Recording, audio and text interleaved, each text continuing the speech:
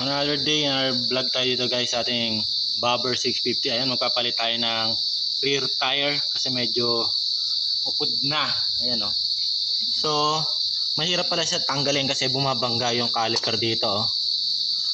So, tatanggalin natin tong disc para mahila na lang natin. Pero di ko alam kung pwede din sana rito kanina eh.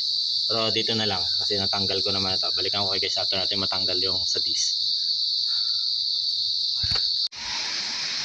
So guys, ayan, naipa-install na natin yung bagong tires natin. Ito yung brand, ayan, Dawichi.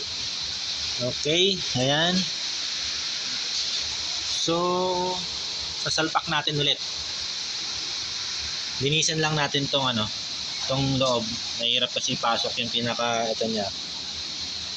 Yung axle niya. So, balikan ko kayo guys after nito. So guys, ito na yung finished product. Nakakabit na. Napakaangas ng ating new tires.